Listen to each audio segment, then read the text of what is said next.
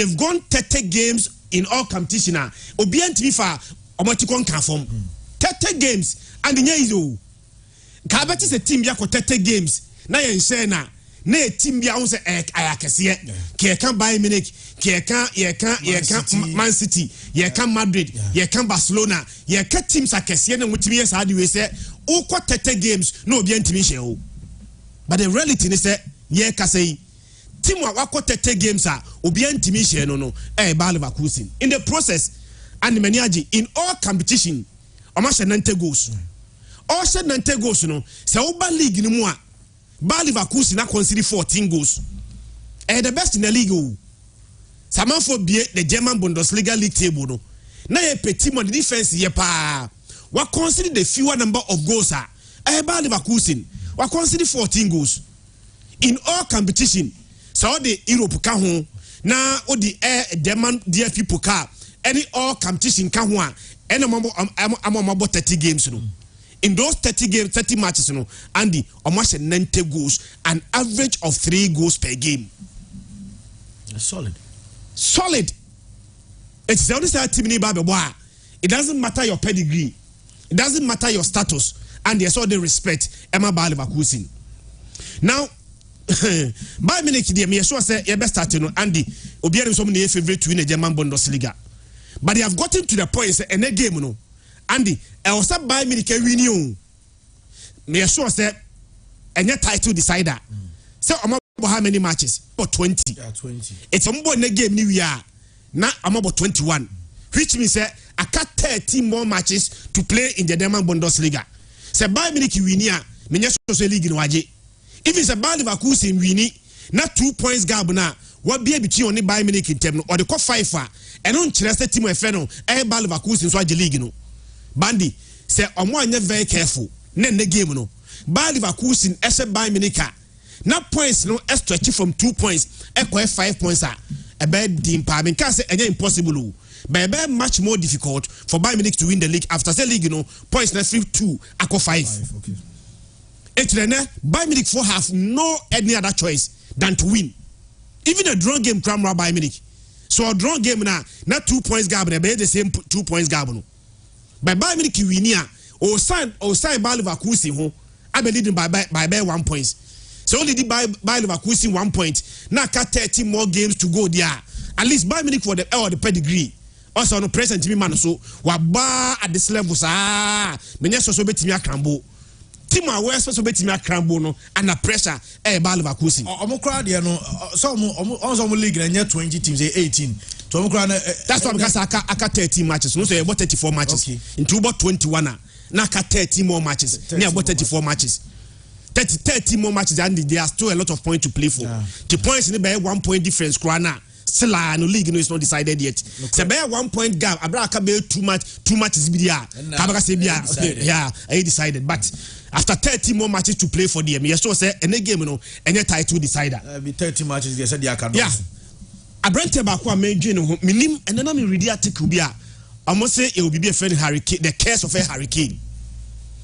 Hurricane was incredible career as a footballer. Incredible career. But Obo Hurricane dia and the trophy nka ho the way nyina no se wo bo abrante friend Hurricane dina untimi fa trophy bia e associate abrante a ye friend Hurricane because onye trophy the entia ye nyina idea no tu mu bi se Hurricane emfree team ye friend no Dortmund onfree Spurs na onko team from no and the next at least ohia dey trophy na Hurricane move from Tottenham Spurs to Bayern Munich for aji omu league da sa uni wono no omuji omu league sa 11 years obaya odi obeka team no ho expected to make the team stronger and the team no one had no money in the league yeah oya lusu league no ama for say curse bia curse of a Hurricane how the baka team friend Bayern Munich say they are 2 points behind team your friend Bayer Leverkusen and the DFB Pokal okay team Bayern Munich for free Saarbrücken yeah third division side and a share Bayern Munich by 2-1 Bayern Munich for free mu it's DFB Pokal Bayern Munich out and that game no Bayern Munich win here na league no e be this one betimi age they are the Champions League so there at this moment no say Man City wom na Real Madrid wo mu a untimi ka say guaranteed. It is say omo anya very careful na Harry Kane a oba Bayern Munich say oba beji trophy no one hwa na trophy no so ya ahura brantia your friend Harry Kane. But and the irony of it is say Harry Kane by Bayern Munich I think say on individual basis why na famu de o the Harry Kane ye bia no oye because as we speak now oko Germany for a single season one has more goals in a single season na Lewandowski I will say 41 goals. There's no player ye bought the German Bundesliga season in the league now also 41 goals. A branch Harry Kane the first season in Germany me sure said that record no so when he call here and the betima breaking ye ka say Harry Kane about how many matches Harry Kane ekura 24 goals in 20 matches in the German Bundesliga. And is it bad? No bad. For a player the first season in the German Bundesliga, what about 20 matches? In those 20 matches, Harry Kane, as I say, 24 goals, which means that 14 games now, Harry Kane here only 17 goals. I will bet me equally record no. So I say 18 goals was set a new record. But ocean rate no day banana. For a player to score 24 goals in 20 matches, just 7 matches na 14 matches na Harry Kane can score more than 17 goals to equal that record or even break it. But oye rain in every that's one team and never Harry Kane by Germany. Trophy. Why Germany for personal record? A personal record on Quadia, then Quayebu England sa the entire Harry Kane by and said or by a trophy. But in reality, and they only 2 points behind to my friend Bayer Leverkusen. Bayern Munich fair very bad. That is why I'm near Jama Aduma Bayer Leverkusen yenu. Because I call them Bundesliga anymore. Only say Bayern Munich only 2 matches. I remember say we show more Frankfurt 5-1. And on Trefi Emma Werder Bremen show by 1-0. Tomato only 2 games in the German Bundesliga. Andy Mekaipa said for the first time in German football history, in Bundesliga history, Andy, after 20 matches, you know 2 teams are omukra 50 or more points. ABC that see I started football or Germany. You started see about German Bundesliga. Say about 20 matches. Near about 20 matches in Vienna. You want 2 teams are omukra 50 or more points. Bene, you about 20 matches in Germany. There are 2 teams are omukra 50 or more points. Leverkusen ekra 52, Bayern Munich ekra 50. ABC that. One other basketball in Manu. One day pushing Bayern Munich to the limit. Bayer Leverkusen. Andy, so Germany, Bayer Leverkusen the second team in German history who got 30 games unbeaten run. You started football in In fact, you're not big teams power Germany. Okay. Big team, bigger teams in Germany. But any one more apart from Bayer Leverkusen, the second team all got 30 games unbeaten in German football history. Adia mania German Bayer Leverkusen ni say Andy ejuma de mawa de na man for hwe any results. Last year at the same stage you bought 20 matches in German Bundesliga no unim points na Bayer Leverkusen wo. Last year you bought 20 matches na Bayer Leverkusen was 27 points and I know 52, which means or how many points I become at the same stage last season 25 points. Wow. Last season at the same stage after 20 matches na Bayer Leverkusen was 27 points. 1 year on after 20 matches into the season Bayer Leverkusen was 52 points, 25 more points gained at the same stage last season. Onim say season way I'm going to buy me the cabo game ni pie 2-2. I remember me here game ni pa injury time and a branch of Ezekiel Palacios share the equalizer. A brother buy me the kibo few. Buy me the kibo Alliance Arena. And I'm take a 2-1 lead. Young we game no cry referee injury time atusono. And a Bayer Leverkusen take ano and man 2-2. So they've already played. A brother buy me the kibo few. Echo pie game no a pie game by 2-2. Andy Bayern Munich for why are there? Said make us a Bayer Leverkusen at the same stage last season, when you 25 more points, Bayern Munich so at the same stage last season, now Bayern Munich only 43 points. Team are now 43 points after 20 matches last season, the same 20 matches this season, and or how many points? 57 additional points gained. But all compared to teams now, at the same stage last season, one accumulated more points. Bayern Munich and 7 more points. Bayer Leverkusen and 24 more points at the same stage last season. Incredible. There's no excuse on Pobin Fancheno and he's taking responsibility and fixing the fundamentals and the problems. And the results now among Fonsaka, Yeba Brante Freno, and Yabona Basu said, or Yejuma. Two teams are. We are talking about the best attack in the league versus the best defense in the league. On them said, Bayern Munich for national more goals in the league. Bayern Munich has 59 goals in the league. And the team also consider the fewer number of goals, Bayer Leverkusen also consider 14 goals. So in as much as Bayern Munich for more goals in the league, but over the defense and so yes, Bayer Leverkusen we consider just 14 goals. Andy, the man is slow Edema Bayer Leverkusen is there are certain games you need your best players. On say Victor Boniface no more. Now boy against Darmstadt, Obetime manager get the results. But so boy tia Bayern Munich dia.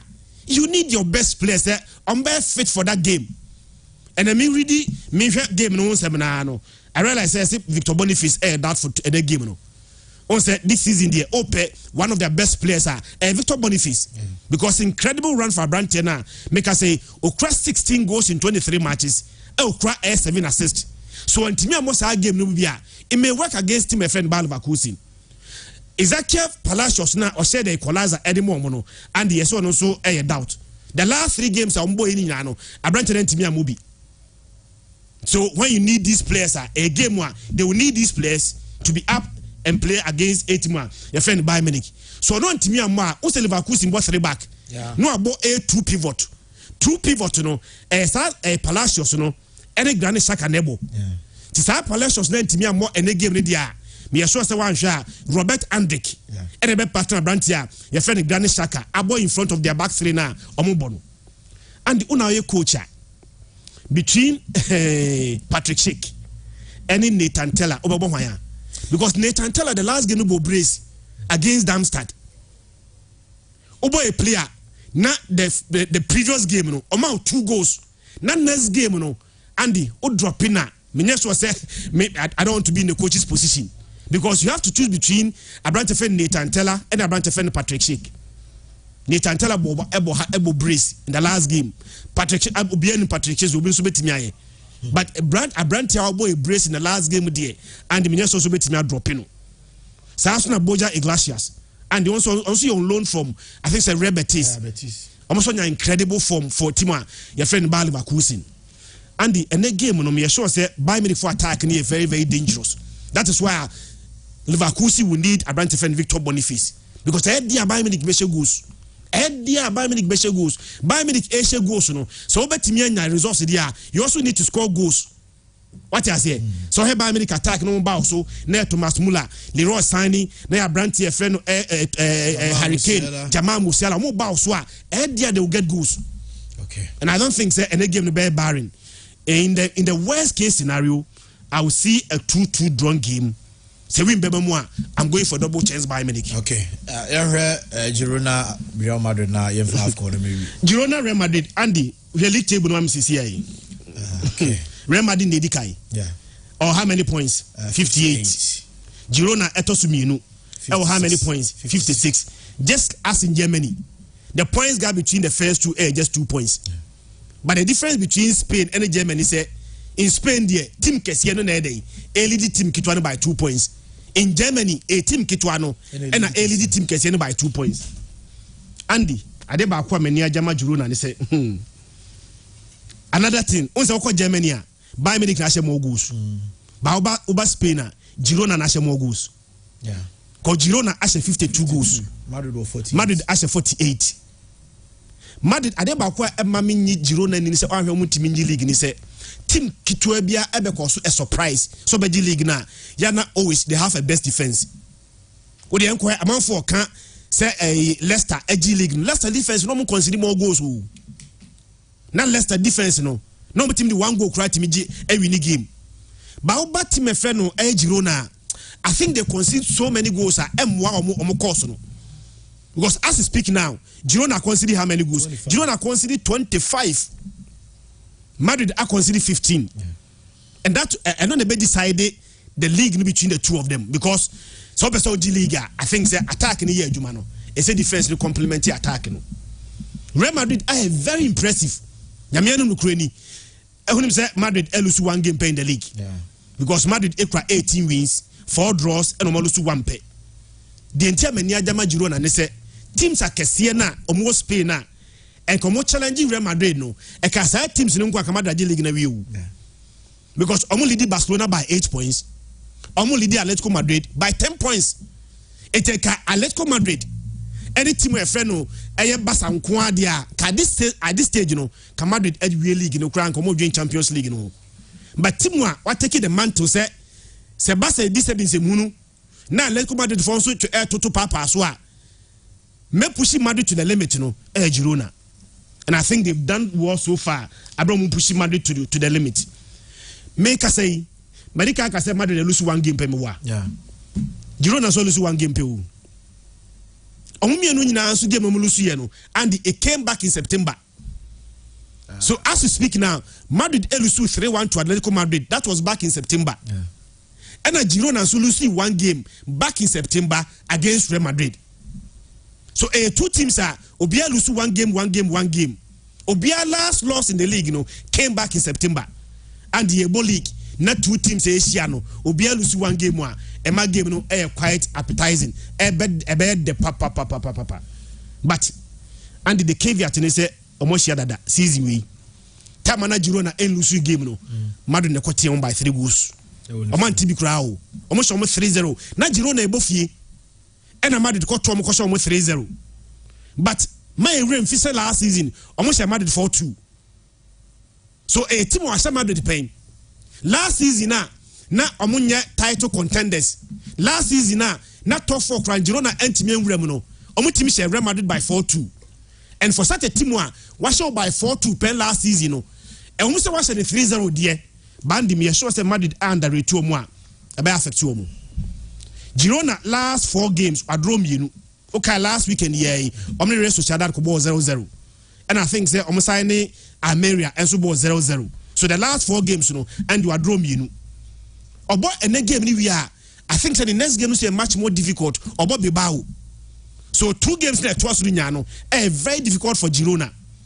Andy, many Japan mamu because Rudiger Madrid centre back no weakness. What share money Atletico Madrid nibi. Oh you go na Atletico Madrid say. Say na proper centre back. Kasaba mo prim free ho. Because time na Atletico Madrid be share go no. Na Madrid centre back partnership no na Nacho ene Dani Cavaya. Unim say omun centre backs. Time abo ne course na omo be pin ball no. A proper centre back be pin ball na free one. Nti man very careful. Na say Rudiger anya fit for the game no.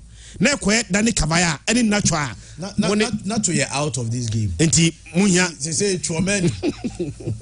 Eso e brepa. I don't make this season Madrid used 18 different defensive setup. So back 4.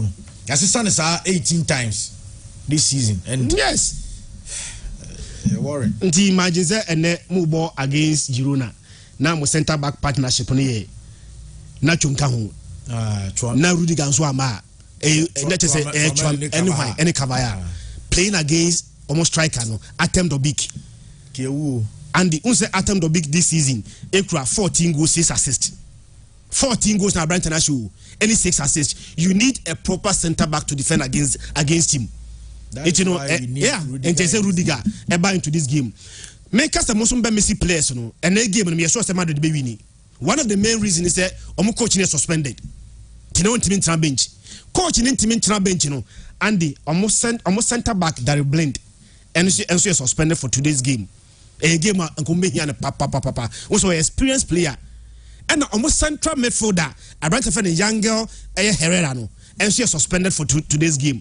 So a big game for Girona.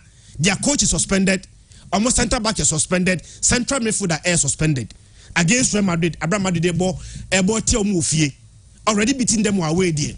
I don't see Madrid losing this game. I'm going for a 2-1 win for Real Madrid against my friend Girona. Okay. Mate, but I say, oh, the AFCON about to us, and Maxwell Mrana, if he up, yeah, AFCON. AFCON, okay. Minim set third place na there and said in place account na Ghana near about third place I think third place 24 they call you third place yes also we free Africans that is our style you to win copy be stars will be even at the World Cup cry about third place what I say and 24 nations now third place African is speak because okay. Wow, the Bonunya, South Africa, Musika, na money, my calculation, maybe Barbe count. The amateur Congo, so it will be a form of a compensation. And I also read, say, FA President Danny Jordan, I say, AFCON never we are, and baby South African players, if they want them to publicize bonuses. Say scan out discover the players. Players and say players no. The tour. They say they've agreed to give them money, and now the and now the Obiang and it has to be public. So the nation must be aware. Yeah, yeah. Say and they are mine and yes, among Cobonamon. It's my boy. We see who the Obiaji and where the clarity near the about. The next time, Nipakra would want to support them. Meaning the entire so modesty. But because they're born or more shall be young.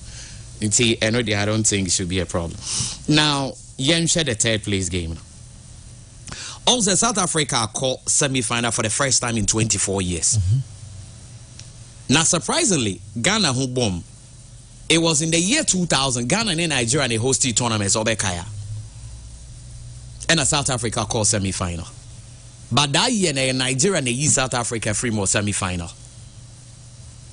It's Andy, Nigeria so-called final. And Cameroon, it's me question on penalties. Now, that year, not VAR niho. So during the penalty, if it's JJ or coach or something, or ball penalty man, equal ball. Ba na nsa na esi eche referee na nje banka yendanka that would have been a goal.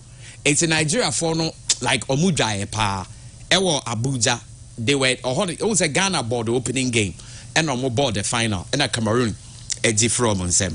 Now 24 years back the line South Africa call semi final Nigeria saying you more from Nigeria kwa another final against another West African country who are also a French speaking country for that matter the most. I say Cameroon normally a bilingual, but I say French if one most official. So how is it gonna go? In time to say different will be AC. In the same year, South Africa placed third, and now South Africa so quack about the third place against DR Congo. And even so what massive na make an asia. Yeah, na Nigeria is South Africa. The last time South Africa called semi-final, Nigeria you almost free. Nigeria called final Koluzu on penalties, and a South Africa and Kasasuko D third. And this time, Nigeria is South Africa free. Nigeria is to the final, playing the Ivory Coast, and South Africa so covered the third and fourth place. But the good thing for South Africa is say, among winning 5, I draw 1, lose 1 against DRC. In the Democratic Republic of Congo and South Africa a huge advantage over them, over close to 75% win rate. And even at the AFCON, the last 2 meetings of Marciano, Bafana, the Leopards. Eddie Freeman or Mutume Echo Manim, Nina so 1 goal margin. Until Ohra, South Africa mom a bit advantage. But the fact that Okasa Mokoin and into me more, a bit take a certain shine away. Because I think he has gotten about 3 or so, 2 or so goals in game no more. But he goal in has about 90 or more or add minutes. So that is how important he is. How is it gonna go? But DRC is 100% record when it comes to third place matches at the AFCON. Oh, okay. And so, even in 1997, Omako the third semi-final now. So DRC get bad. And why 97? Because 1997 they changed your money from Zaire to DRC, and they've been to the semi-final on 3 occasions. In turn, the DRC get bad. They've also won the title 2 times. Don't forget, but it's only say championship nice on and even in 2015, I think they were also there in the third and fourth place. So it's a big game. But I think say why Sano beats me the difference now. But the fact that Mokoe Nembo and a Pesita also Embo. Yeah, Pesita. So it all depends on how will South Africa cope minus these players. And again, you better motivation. Team Ben Oyo were motivated for the third place because South Africa is it that they wanted to go for the kill and Nigeria you are more free. It's a be motivation wise, they are not well motivated for the 3rd and 4th place. I hope you understand. I see DRC to be more motivated than South Africa for this one. South Africa so plays na April. It be a bit more team now a bit weakened. Oh, they are mature. And yes, I can make up for some, but because of that, Madrid here changes. It might go for DRC. But the thing is this: a very close game, and there's no doubt about that. Because the last 4 third place, AFCON, 2 and they 1-0, and a 2 so and they on penalties. Into a very close game, maybe a 1-0 be. And a South Africa so crowd AFCON 2 no match DRC and in so moving about 1 goal. It's Andy AFCON they're bad that till the end. It's very close game, but I think I would not be surprised a game they travel to penalty shootout. And yes, I want South Africa to win, but this will catch me say maybe South Africa should be compensated, but my heart also tells me say DRC might also take say a 50-50 game, but I'll go for DRC because of South Africa said no team na a bit weekend. Say so mo boa no ma said rofu be hu I be starting no with them and also to me now final no ejare fa last fixture am dem no to so mama na yen hwe ade bi Toure ne Drogba de no there be fa Toure ne Drogba de we member so Mr. Na all say these are countries are omo produce stars. Nti born or money bopa. Nti o heard this picture. Okay. Oh, nti saying a picture a card natural. So can they almost share AFCON, but message ben a picture we catch. It means that these are countries on produce quality players because o heard players or money ball nye players keke. Because o heard one kokano ne stature ne senior or dribble na. He shouldn't have been able to do that, but he did that with Inter and Arsenal, 2-time African Player of the Year. Now, no, I heard your friend say, Yaya Toure, and what midfield play. I think 4 times African Player of the Year. You could clearly see the difference. And sana, we more kofa Drogba, Bamu de Kaluma, Baruna, Dindani, Mone, or more Makangina. What I say? Nigeria, so Jeje or culture more. So these are countries on producing very good. So it means that the game is going to be very interesting. But to begin with, after the same 2000, say the entire year for 2000 say 2000 the 10 of the century. Okay, 5 times any the same teams or more the same group equal final. Don't forget say you are in Ivory Coast, we no more group A. 2 teams no more group A. And no more play in the final. So this is the 5th time since 2000. But game we are in Nigeria the home team. Say Ivory Coast na the host. By a ball be a home team, near the away team. I hope so what I say. And the Nigeria, the home team.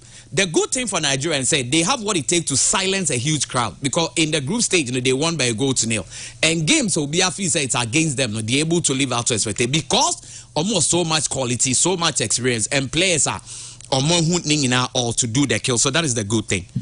But still in the year 2000, Andy, the final ended on penalty shootout. It was a history, no, it repeats itself. Oh, say 2000 now a buy no what happened? Because was Nigeria in South Africa in the semi-final, and Nigeria lost the final on penalties to Cameroon. So is it going to be the same trend, Anna? Now let's check this one up. The last time Ivory Coast hosted AFCON was in 1984. What did they see? Ivory Coast a frame group stage, but Nigeria so signed the second. Nigeria signed the second in that competition. This time Ivory Coast air cup final. Now we care about the Ivory Coast. Christian almost record be all the 4 finals soon is in area on penalty shootout. All can 3, but 4 ningina. And let me prove it. In 1992, almost Ghana 11-10 on penalties. And in 2015, almost Ghana on penalties. 82 no margining it was against Ghana on penalties. But 2006, they were in the final again against Egypt. Do you remember? And also ended on penalties like Egypt. And at the end, I was historical. Or Zambia. That was also in 2012. 2012. Yeah, 2012. And also ended on penalties. And Ivory Coast lost. So it means that if Ivory Coast is winning the AFCON, so many Zambia echo on penalties. Yeah. On Sunday Ghana Sabishia again on penalty. On penalty. Yeah, said Zambia near 2015 on Saturday. Almost Ghana on penalties. So Ivory Coast call final penalties. Don't cast or go. But penalties are 50-50 because they've lost twice and they've won twice. So twice is it twice against Ghana? Now Ghana is a West African country, an English-speaking country for that matter. Nigeria is also a West African country, an English-speaking country for that matter. But next, almost final almost English-speaking country because they also met Egypt, and also met Zambia, which they lost. But the Americans said with the West Africans, Ghana, no winning. And Nigeria is also coming as a West African country. Omusia Zambia, which is Central or East African country, winning. Omusia, your friend is saying Egypt and North Africa, no man saying winning. It also play to their hands. Now, Odi no toncha, yenhe MS Fire angasa. Ejarifa coach in the picture no so and so really idea bi ne hwade. So I say a history na cast in the shadows. So Nigeria, the truth is omu adwuma and you we mean so betumi read there. Okay. MS Fire, I was unexpected. It was unexpected. It was complicated. I remember that when I was a young player, I won the World Cup U17. We lost against Nigeria in the group match. We beat them in the final. Maybe it's a sign of destiny. So that time he was playing for the French under youth under 17. No money Nigeria, but Nigeria show mu group stage. No more say Nigeria or final day. He was then a player and he's now the coach. Only himself guy with 2006 and so Ivory Coast say lose war. Your friend is say Egypt no also can team no. Okay. Yes, name MS5 because he's a former player, no also count. So I don't know MS5 no or keep away. But a good thing for Ivory Coast again is this. Say over AFCON final now. A 10-3 in favor of the host. That means the host in the final or motaji. So the last 13 finals now involving the host. Name 10 the host in Aji. And Ivory Coast now the first nation will get into the final as host since Egypt in 2006, and Egypt also won. And see, I don't know. Sanyoma way aya and like. And na Christian Casa Ivory Coast why so mu be wa no mo nyane ba we den o time so say wa be wu eni ade ma misuro mom because untimi unkomba. So what I will advise Nigeria to do is this, and again Jare from head to head no so to so na me fa nu we we won't say game na Casa one more head to head no run it through my okay head to head matches Ivory Coast the last 5 down. Okay. Down the last 5. Okay. Ivory Coast 0, Nigeria 1. Nigeria 1, Ivory Coast 0. Ivory Coast 1, Nigeria 0. Ivory Coast 2, Nigeria 0. Nigeria 4, Ivory Coast 1. Into who day? As a Obiwini. Why I'm modro. Ye wini baku wini. So, but we back on a 4-1 now. They are calling in our goals they under 2.5 because either 1 or 2. Into ways to be a close game. Looking at how Nigeria are not scoring because Nigeria, and despite the fact that more top attackers, almost strength has been built on defense, and Cote d'Ivoire themselves has been the same. They are not scoring too many goals, but they are not also conceding. So it will be a close game. Close game there, it might put us to. So what I would advise Nigeria is this: 1, they should try to kill the game before it gets to penalty because penalty is a draw and you'll be our game. Only the entire bobo na say FIFA introduce the penalty. Bobo ane yensa ezi penalty. Penalty ni say easier than miss. Into now here percentage of penalty ye dey shot na only dey miss no. Dey ya no door so into dey break it tie. It's a possibility say a penalty shooter game ni be end earlier and e wo ho dance e be open play. It's Nigeria one. What they need to do is to make sure that they will kill the game before it gets to the final. Cote d'Ivoire should also make sure they kill the game because when it gets to the final, penalty a 50-50 game. Of course, France Kessine, Branty Admola Lukman, and I made sure when him in this game.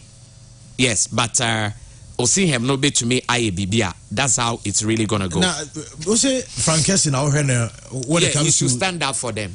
He's a player who should stand up for them. Well, I was also thinking otherwise. Sekou Fofana. Yeah, almost player be able to me step it up in this game. But what I say.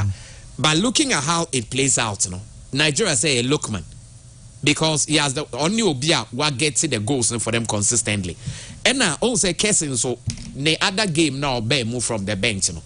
almost a time now to me take it that penalty kick now to me the call my name is good. So that I also agree because Seku for Finance has been a key member of the team, but it can from every cry hardly has to be to me about Baye Juma. If you were Emirates, will you start Sebastian Haller again? Because Haller not starting semi-final, not starting. Yeah. Halle the entire on start here. Only Simon Adingra. The entire Halle and starting here health problems. Not on your fit proud to the tournament. And so what the next course a young fan in Konebia Beckett, you be do latter stages, no. Na ebia why fit. It is all your fit there. Certainly, this is also a big game. We need all our Arsenal to come in. So for me, I'm your coach, I'm starting. Okay. But what I say, even semi-final, he didn't play, was squandered a lot of chance, but he was still the man who made the difference. Yeah. And now say drew this stage a little details on that accounting. And to me, I'm starting. The man want to say Nigeria are very good defensively, and if they will play that defensive game, they be difficult for Cote d'Ivoire. But Cote d'Ivoire at the end say, coach need to make alternate tactics depend on the mind, and that is brilliant. And the same now walk on the semi-final or her opposition on neighbor or the Adingra and Halle by it worked. In certain games, so bet me I started for final to that point. And then on paper, BBI Chelsea Cote d'Ivoire is on its way. So antecedent am there to BBI a point out to Cote d'Ivoire. But I feel like and I had on sort of me for the way in Nigeria for natural the love for their nation and the strength and the fight, you know. I want to see him to really win this title. Now, also, throw the name in gold. I know say most Ghanaians don't want that to happen. They want Cote d'Ivoire to win. Now, I say still Ghana, you're bragging rights for. No? But I've fallen in love with Nigeria. I want them to win. But on paper, it's looking like Cote d'Ivoire might edge them out. And I will not be surprised at all, Andy. So, Christian, yeah, me share Cote d'Ivoire for a story so far now. Now, a Kaime. Tama Portugal ebeji Euro 2016. Okay. Odum say you both group stages ni we na Portugal rank home. Yeah. I think they did not win a game in the group stages. Yeah. So qualify on one. And on the back door wild card is a qualifier. Omoko share France in the final. Even that game even final no cry no imagine say Portugal na unfair very well in the competition. Eko share France. France were the favorite. You started game no so na Ronaldo say pray. Obian himself France we France beji crew France beji crew because Portugal were not at their best at that tournament. And then kakranka krasa Portugal do final. Or do finals wa I think 60 minutes into the game. Now Ronaldo so akwa prefrim. To Obian himself Ronaldo any Portugal for no ebeti omuti. Kakranka krasa na Portugal timi age trophy. Sa na Ivory Coast for story na kwa you. Maniaji and say I'm gonna say it beat idea normal. Unse by this time ke teams are kofia. Esen ka Ivory Coast kofi da. Christian, me say Ivory Coast just one game of this. That was a Equatorial Guinea game. Before some rehearsal game no. Only Chromo for doing come say Omobeje Cup. They tell you point blank say no they can't win. Almost for no, they tell you they can't win. And the journey so far, no so actually say and Bibia and the Ojin Honi Pantia say they do this final. A bit science, a bit logic, a bit idea normal. How do you say Cote d'Ivoire on their way to the final met Senegal or Senegal? Or Senegal film. Met Mali or Mali. Every tournament in Banawi, but ever come any or tournament, me and chose a Monday, a proper review of the tournament. But ever come any tournament, no say it has been a tournament of goals. On the tournament, you about how many matches? 52 matches. 52. So far, about 50. You about 3rd and 4th New Year, near about final New Year, near 52 matches. And so far, you 116 goals in the 50 matches. 116. The highest scoring goals in a single tournament this AFCON. And then beyond goals na yesheno. Me assure say even internationally, ade man for boy abaswa in this AFCON no officiating. Na man for ka say if there's one area abrofo betimi ababesua AFCON ya boy mu a and the be officiating and especially the use of VAR. And Rana me hear this story. Gary Neville. Yes. Says Africa did not invent the VAR, but he feels that especially England and the rest of Europe, they have a lot to learn when it comes to the usage of the VAR and or her kwanya after also share too many AFCON we crowd there mean so we benya any negativity about officiating I think say officiating has been top notch and a standard of play born ankasa ye bodo otim say una ye de na anye yi a and say African standard of play and so etimi akosoro papa and I think say we hear coverage we hear officiating standard of play even supporting wise crano I think say actually say Africa football no kwa na ekonanim nandi yanhwe game na nkasa Nigeria lose game in this AFCON AFCON ya ebui Nigeria agakranka krasa edu final abra on lose game Nigeria and Ivory Coast were in the same group. Nigeria first game was against Equatorial Guinea, 1-1. Omona's game was against the same Ivory Coast, almost 1-0. And our third game in the group stages, was against Guinea-Bissau, almost 1-0. Nigeria qualified, also qualified second behind Equatorial Guinea. To Nigeria group A in Krano, the top group. They were second to Equatorial Guinea. It ran 16. And the only one boy, Nigeria played against Cameroon, they beat them 2-0. Nigeria next game was against Angola, almost Angola 1-0. And a semi-finals, almost South Africa, about 1-1, and a Nigeria winning 4-2 on penalties. So on their way to the finals, Nigeria won lose game. Now Ivory Coast there, Cote d'Ivoire, Makaka say Omako wo kroma ba, I say omo wo ani, na di nya ni omo, na omo ba ko, na say omo on and off in the group stages. Ivory Coast winning one game per. That was their first game. The first game was against Guinea-Bissau, and almost say Guinea-Bissau 2-0. Almost say Guinea-Bissau 2-0 we no. And in their next game was against Nigeria. Nigeria some 1-0. And Ivory Coast started say omobo football nyina no. Omo heaviest home defeat. Say omobo game ofie. Na yes omo that match was their third game against Equatorial Guinea, and the Omulusu game by 4-0. Sha match na me hwe mete de na krumo focus omo timi na mete o masi. Well, it was just a hell of a game. After that game no be any side because a free. Yes. Tomako wo krum through the back door. Ye both group stages matches in nyina wie no. And omunya sa wild card baako etimi qualify. And in their next game was against Senegal. Obianim so baby Ivory Coast do there. Omo go against tournament favorites and defending champions. Senegal. O share Senegal for so and na group stages Senegal winning the matches me ense nyina o. Ivory Coast for na normal on and off. Everybody tia Senegal. Obianim say Senegal win. And the away game na Senegal share first goal mekai say 4th minute and Senegal for share the first goal. Kakran sa 86 minutes and a Frank Kessie enya penalty and they take and the Ivorians. Eventually game they call penalties they won on penalties. Sa game Ivory Coast free move because about 85 minutes they were 1-0 down. Say Senegal for a much more clinical and Kayabo be 86 minutes nan commercial be 2-0. By kakra sa manage game stayed in the game as late as 86 minutes. Enya the equalizer 8 minute game push it to extra time. Ebomode to me qualify. Now their next game was against Mali. Another tournament favorite. Mali, we have Mali born no more bonus na Mali su game na no she. Game no first half obi anshebi. A game where Ivory Coast had a red card. So Bekaya. Oh yes. Ivory Coast enya red card in the final. Yeah. And Senegal Mali for Sabeshe first goal 71st minute and the Soviet say Mali for we. Number 1, numerical advantage. Ivory Coast for the red card. Mali for the first goal. Yabo 71 minutes. Malians were leading Ivory Coast by 1-0, still with numerical advantage. And the Okai time Simon Adingra take na 90+2 Yapon game na anisa. And Simon Adingra obe take and the 120 minutes at so 120 minutes no ya ball 30 minutes in we 2 minutes into the injury time no massage and Omar Diakiti said the winning goal.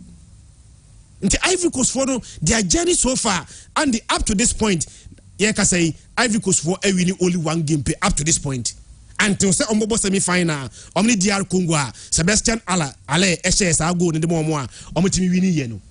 And as you speak now, Andy, see the journey so far there, the oye favorite watching us oye title winning team no Nigeria but Ivory Coast nso de bibi pia omo a and the minimum for any team hu yeka say the highest ranked team waka AFCON we no Nigeria teams na eba na yes omo your favorite ni nyina no obi akọ Senegal, Morocco, Algeria, Tunisia favorite obi akọ fi aka Nigeria pe Nigeria born na all born so share say oye favorite born na Nigeria born no e say oye favorite adeba kwa meni German Nigeria they say coming into this tournament obi aka say Nigeria for any balance me boa we hear Nigeria for any na any mu ye me kai say omo team omo name omo squad no no balance we hear any mu na Nigeria for betimi ade omo strikers be my teams be low but still they will still have quality but now we hear Nigeria for chiri ho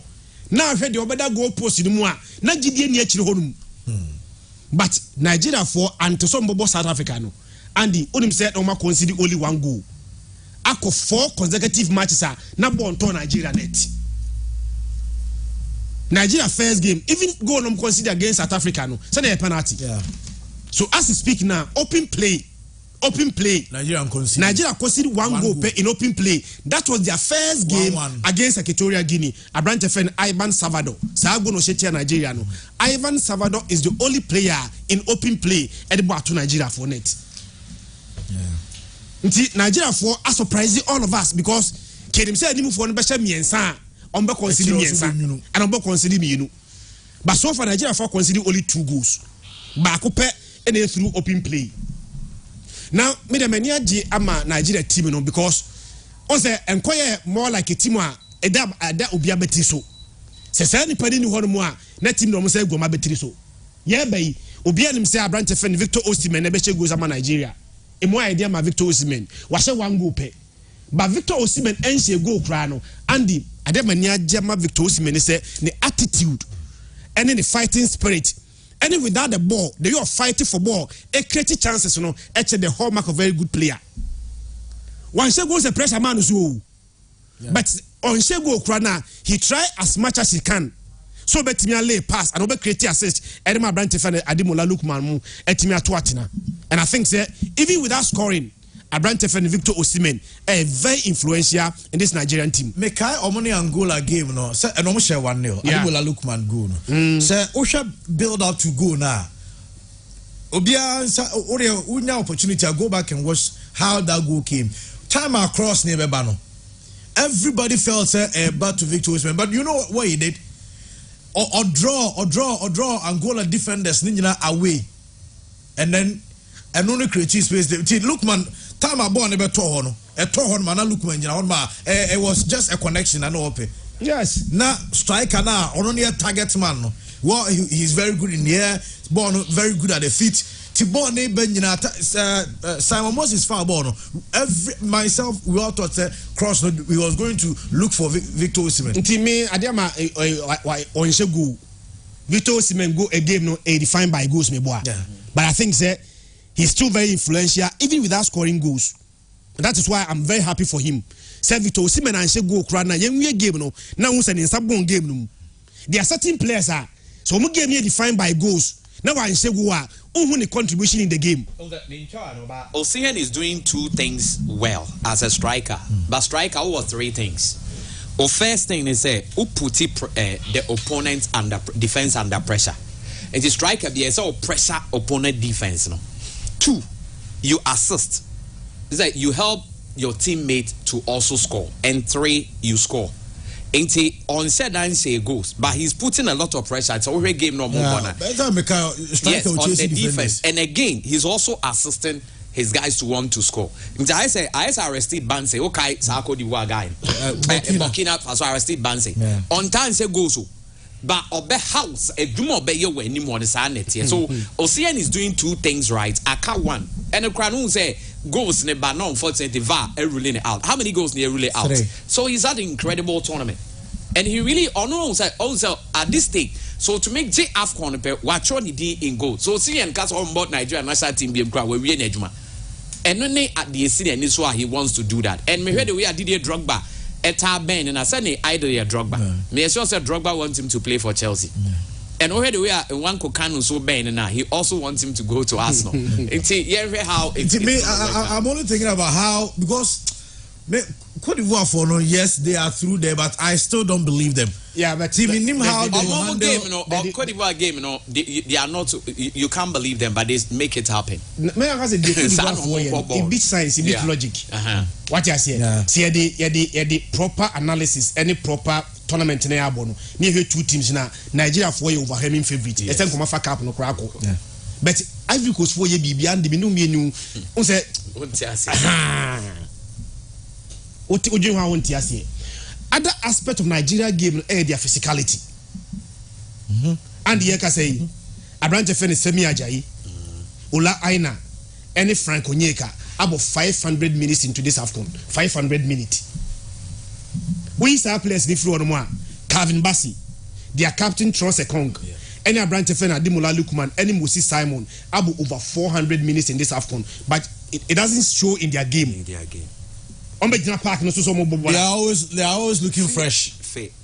But beyond that, on the Ivory Coast for about 2 extra time, Nigeria for about 1. Which means Ivory Coast for about more minutes in this AFCON than Nigeria. Ivory Coast for about more minutes, Ivan Indika of Ivory Coast about 600 minutes. Conan about 564 minutes. Seko Fofana about 530 minutes. And a Frank Kessié about 527 minutes. And again, Adebakwa, Ayema Ivory Coast for their captain, surgery, back for suspension, to right back and surgery, and so Eba. Omar Diakite, they were shared the winning goal against was it against Mali? Yes, 120 plus. Yeah, no yellow card. Meaning Obiuro Natari, how it offends you. So Rataren or Shebi Biguasie and they offensive. And now advertising BBDR. Then you show the player that card. Football, sports and Gaza, sports and football, it's been done by gentlemen. Ain't in a boxing, you don't spit in the ring. But no matter what, in boxing, to show a ring him.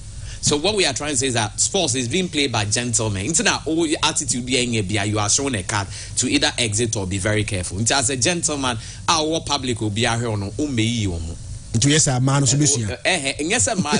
They can give the camera call. And the because a man you are more man. A man you are more man already, and the sports is being done by gentlemen. That's what we and these are role models people are looking up to. So me sure say Omar Diakite or shares are winning goal now. We in a carry a man second bookable offense or course suspension, and so you're back into this game. Andy, me sure say any game no Sebastian Ala game. Okay. Me the na ibia majare say jare be kai on fantasy sisi I have to see me best me have brand journey from a point of say onya cancer. At the point also cancer so the and ubinya cancer na yakoye the point of death because cancer as to speak now you say nya say treatment you dey cure cancer. Wo hwe ni buta me the buta majare boot now sha brand no wa twa de bi wo ho FUCK cancer. F cancer. Fuck you cancer. Into Abrante no at the point in time your cancer and kakranka krasa what in battle the way through cancer. At this point say a Nations Cup final. A Nations Cup final no. Me sure say a game he must start. Because Nigeria for no ebo sa 3 back now. O say omo game na or starting nyina no. Omo use no as the pivot, as the target.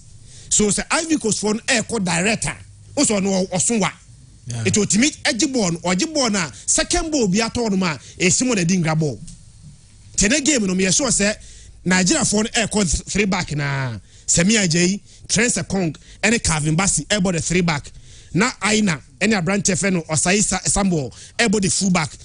Nigeria for 2 central midfielders no Abrante Feno Nyeka any Abrante Feno unless you will be. Adimola Lukman, also maybe Nigeria for the pen. Yeah, I didn't because no born as a winger.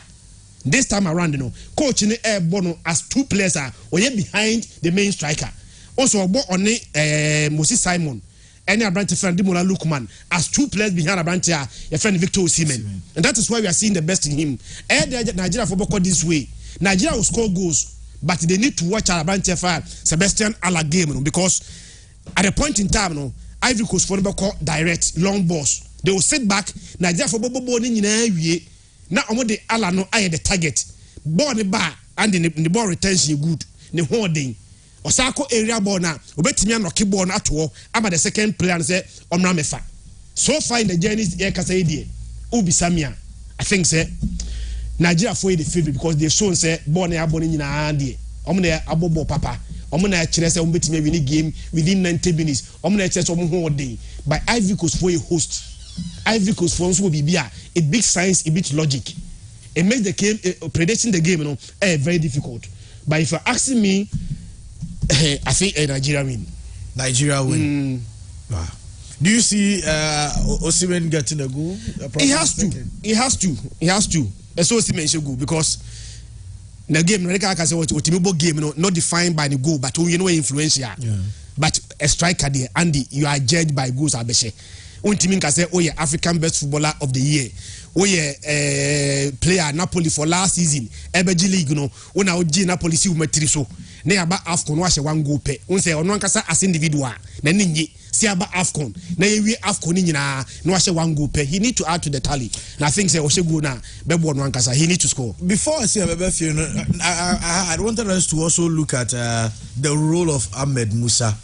Nigeria setup just like now on the MS5 year or no assistant coach na head coach Gruste Nyema Nko Yapamu head coach Yapamu yeso head but no crane yes coach be dim komosenka ono mramebo ono antiasiama now he's played to the final.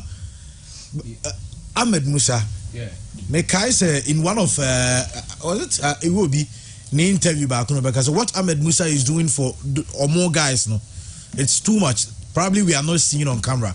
But Anyama Omuo dressing room. Say minim Samara. Tembia bon say Nigeria coach ni John Mabo say Ahmed Musa Sujina. Say break biaba. You could see say coach ni players ni Kasano. Players ni also comes to Ahmed Musa or touchline. They take a word or two. No Masako back. The role he's also playing for the Nigerian national side, I think it's massive. Yeah, it's massive. The say, there comes a time in every man's life. I say, who face realities. The reality of the matter, and they say, currently, team now or more bono on to me to be. And I say, yes, even call a captain. I mean, yes, just as a striker and KB Crowd tournament or Beko. Yem funny say, other strikers no more Nigerian. I think now we're fit at that point. In Kobe to me, I call the back. But aside playing on the field now, they no bet me a contributing as a player. No more the success because Nigeria call Moko in and say AFCON naba. So necessarily yes be a obo, but you might also give them morale. Until I was to be a more general captain near you being so the captain on the field. Until he can play those roles and being an experienced guy. No bet me at our time. This is what we did. Yeah, say against where you say, and that will go a long way too. Really help them. And one, watch us all and selfish. Okay? Yeah, the Bianco Becas or Weko Bane be a record we're breaking. Until they are thinking about themselves, but not for the nation. But clearly, he's also done a good job. For all you know, Creepy Cross selection and all that, no coach in Crown and Edwin. Only say 2013 normal J, if I'm right. 2 players in a woman. Only Kenneth Umeru. Now Umeru so a woman. For 11 years, and I think their consistency has been superb. And so to make J trophy we know I think they'll still mention because in his books and I saw what J AFCON not twice. What I say. And clearly I think he's done a great job. And he has really or time near Bruno. Young boys need time to excel. So what he needs to do is to help them excel so that they all win. So Moji the trophy no crown present. If you cross Nigeria say 3-0 in the final, you bet you cried now 1 minute. No, left the trophy again. So in our money and the truth is this: players no so money respect.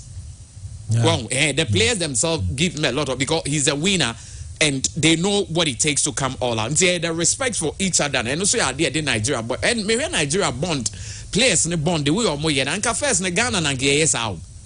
Also the bond between the players now. So the name team con anymore because who say Tama ACN Jan Money, Derboate Money, John Paint more sa team not there was a bit Sulemo bond the be one.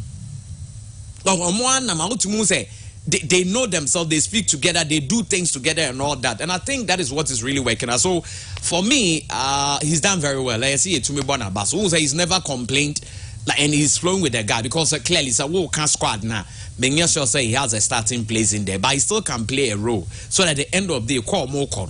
On bet me enya de e won. But I see I can't hear you connect to Mary. And for Mary, because Mary the last time we did not count. In terms of consistency, he has also been very key, and I think it's good for Nigeria. So Cote d'Ivoire so I think so also Max Alengre there. Yeah, Max Alengre. And also Abo Hachepa. Yeah. Also the Obeka we are no as sorry. Yeah. Sergio Rey, so no so the last time. Yeah, I think Sergio was also part of the team. Yes. Well, it's really going to be an interesting final, especially two sides in this same tournament. Yeah. Na Nigeria share, and that was what. Now Emirates Fire is a ABC will use side. So yeah, how that game goes. Nyame Adma Ochina. And just as Christian Eka, from Monday so the tournament in general. Well, her coverage near officiating. Not that was near. Yeah, it's been solid. Very solid. And for the first time, bro, for no credit, Kase. Also, that Gary Neville can be said it's been superb because you any incidents are. Obeka say bad, it was wrong or something. Sometimes the black man is capable, but we need to change our attitude. Attitude, the Nigeria attitude, Ghana attitude. So it is not that we are not good. Look at the attitude of other nations. So Ghana, Africa problem, your attitude now. And to say you change your attitude that things will work out well. Obonsa after Hano, majority of them being an appointment to major. Don't be surprised at the FIFA World Cup. If you can, more African referees will go. Those are more because of what is happening. Me chance on a list of I think like 26 referees. I almost say training for the 2026 FIFA World Cup. I say no, it's our World Cup an expansion. The matches never does. So probably yes. So they will invite more. Yeah. And for what they've been able to exhibit, I'm sure say we'll get a lot of them who will go. Instead of saying because I will year so did you but you know the didn't referee now no son of it's like because him so own to me and say 1 year and so when you see so on the amateur. Hey Max. No credit make nipa biano nipa man edumo him so own to me and say so Gigi Genisika and pam na is on when you see now band the whole day him so feel so bit to me aya nyo obey edman sika na ba na they make on me and referees na ya na Memfa we tama na o referees no o steady trend bi e wa Africa countries na ball no mo nsada anya de o mo no referees ya de ana what do am enti referees in Ethiopia Kenya na Mauritania referee Mauritania referee final wale o mo mbobo o mba afọ mo anko mo ni man say Ghana once Mauritania referee bi akọ discard Ghana referee bi anko discard South Africa Ghana referee so mo nje mponche ne man nyina ansa no mo kwedi match Omunim so omunya de enti no obeji ansa na wako Mauritania referee every AFCON final first crown na your referee for Limki Chan I think no free Seychelles no or one of the best one the World Cup you know the na Kofi Koji they no free way Benin okay Bedi ko to match for so more no han okay so more then when did he have of a book for them possible the hoyo mo rough for fan too has one now do my say ma mo to me nothing can their house one pedi for e ko fan ko ma so everywhere there enti onu so Benin one they are matured enti osha countries na ball no omo nsa da anya de no omo referees no mom e pagya mo na Nigeria so then how AFCON Nigeria referee ko bi I'm coming home. Meso me said down. Ghana di nya ba ko. Nya ba ko no kwa next one no kra bia Ghana ni bia nko. Like corrupt that's ska je head. Just. Na yanto so any of FM no enso Emra High Pure 95.7 FM na ye ba fie so Ghana FE to build 40-bed accommodation facility in Pram. For how many years normally baby? Asama kan ba bi say say ombesi awi da be was akas pram yete ho asem ne no ya ba ya o yete pram ho asem no ai this can ko pram ne no ya ba ya di yese o say be ka we no say no abeka ne sa ombesi awi da be ne be wi 40-bed accommodation facility or pram da be ne be wi pram asasi da ho e na asem say ko tia Ghana Football Association to build 40-bed I mean, who be that bang? Who sin more shots here? Almost started now. Oh, say, who sin the band? Or say, or more per se. Already, and I saw one starting or margin who say, Ombe. But I was a pram cromedy bem na miama mi boyfriend. Because pram minim says spiritual project no me because he can't would have passed to a dear down on mercy, but almost in a spiritual and to one more spiritual and you will draw. I say, yes, it may be. And Omo had the Biasona a year by Miss yes, it quite hobby a catcher and say, or say. Ese bi o dura signboard si ho ba wu ne nia ohun SFL kusi apia o say atro ye wuso ye mind sama ye wuso ye mind say sana e ho no so etie oh ska ko ho na so hu he ho na prom this okay yen o mo nanti da bia da ben ye bedru we have when are we moving away from we will to we have and you know ye be no da ben ye bedru say mpanifo be gire ni ma be abekasa mo kase ya wie eno say na make no the promises are too much the blame game no ya twam what I say say me pe obi blame no the promises they too much the talk no is over. Time to act now. Baby, I drew no. Baby, I Ghana football akwa drew no. And we need solutions.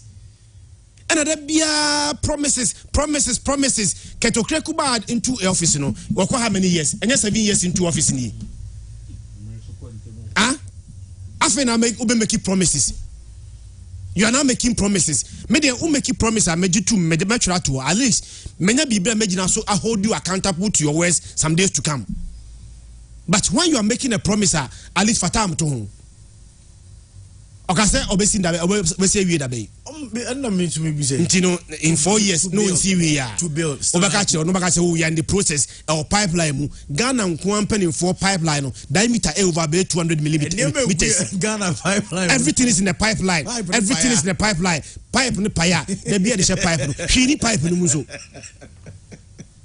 Pipe no mo kanu so andi se pipe ni ehuni akunde o mo dey se pipe no so omo pen nim ba bia ada pipe no be pai no be hu Ghana pen for tro mo twatre echina me no krani Ketokreku enka by this time ken komo ayedie na say okay ye call pram no ye buy no 6 years ago ye say Blasters and the national team no any a proper camping base 86 years now ye we a 40 bed facility ye ko bia no adi kanyefe nefe e kanyefe and na the market nso ne say Blasters performance nso sanye enye Blasters nko aya na mo limit ade under 20 nye maso enye Blasters me jini nyina atum all other national teams performance nye enye ba ni nyina performance nye no senka Blasters performance ya nke katanye nyina wo han kama fo kra ndwen under 20 ne so 2006 ye call World Cup na ne performance ye no na under 20 ti say ye call he no you call 2006 no na 20 before 2006 no na it say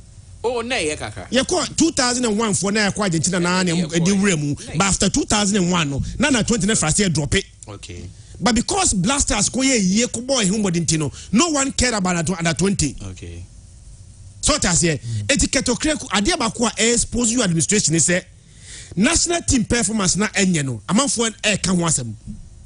And the Yeka say, you call 2006 World Cup, no, there were issues.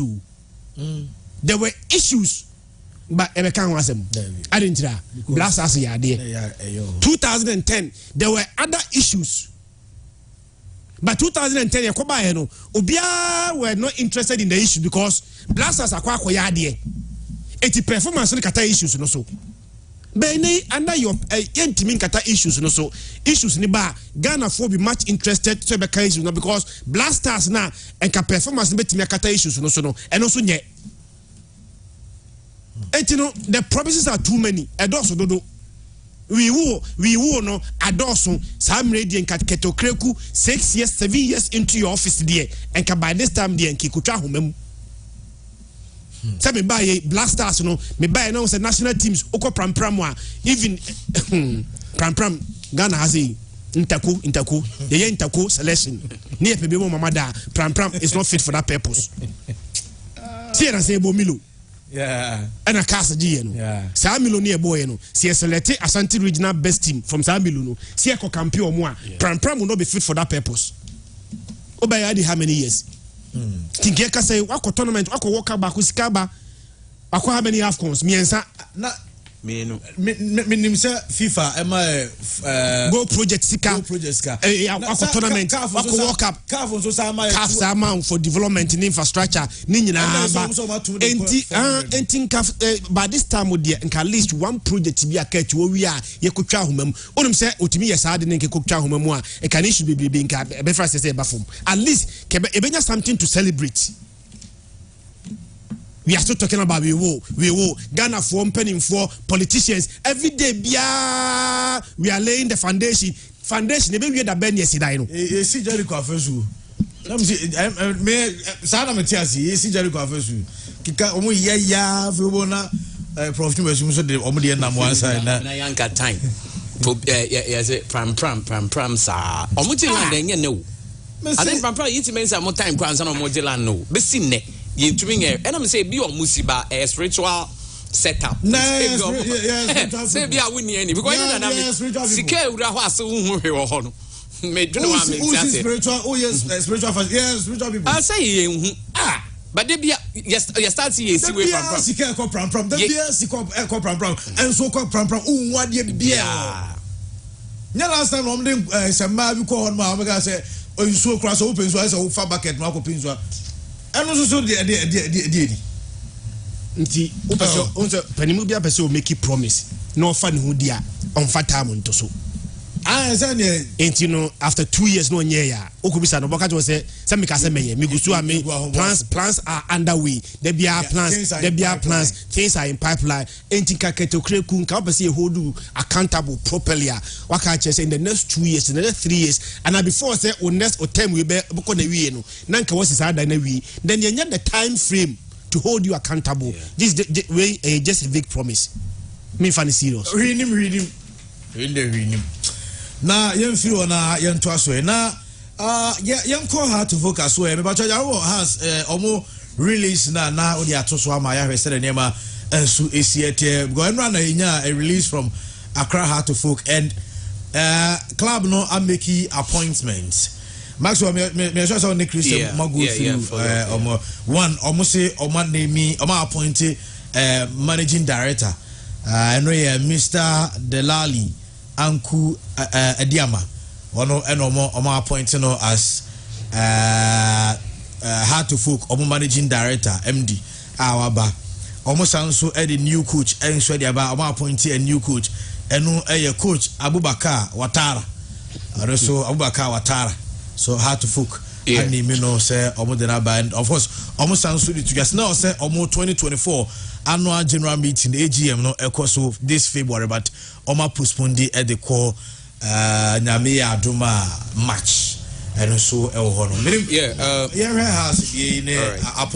appointment you know Modiaba MD and a coach as well. I think so we be if I'm right the 35th coach also 35 say yena na togwe bae no yeah omo ye assistant interim ne permanent yeah be 35 ebimu ya brofo ebimu ya before ba ni nyina aso de won say nipa ba akopɛ na etumi je trophy mo nipa no so sa ne na Ghana he aye friend say out of 35 coaches yeah one penalty trophy bodu coach bodu or J League and also GFA Cup 2 and a Super Cup and ye can only time I must be me and Fanka back account pa is a what was what from Musudi yes ye the account one Super Cup so Ghana ran o J League J FA Cup ye the man ain't you there technically on watch 4 and the young 3 said be emphasis you know be ain't that's it so it means and said down working coaching has our fun and work because we have 35 coaches in let's say 14 years because to be by 2009 has the league don't forget that an Commodore Mensa na ye board chairman it was that time no Mokaza has 6 or 7 yen and has here and Chrono Musica Semenya, they were champions. And now Yanana Togwebe take over the team from 2010, they banty a 14 year.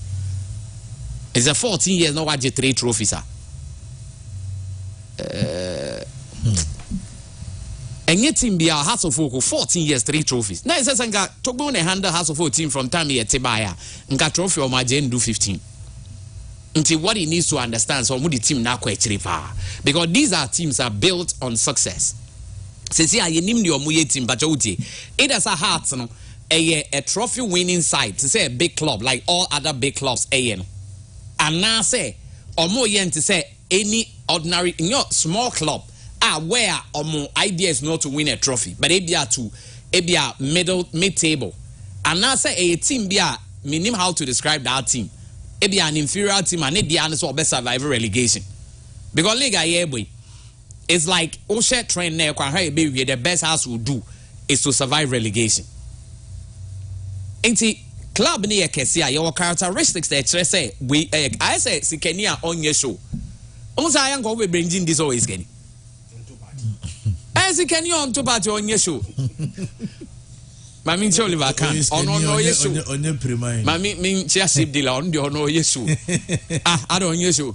Miss Rowe. Na said I was saying, baby, hey, Miss Rowe. Miss Rowe, yes, now also. And the cabin and run about 10 when I guess I'm.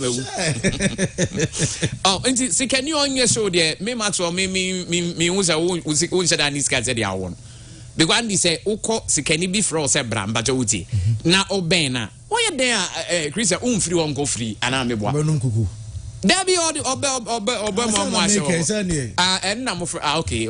All the best of but see Kenya Brown live, no line. What's the next one from crowd? Where's you knew another make out jazzy. Ain't he? I said to be show. So one year show and go for bed doubts in the Sikano one. And show near a ding, and so my team this higher crabberry. Now one.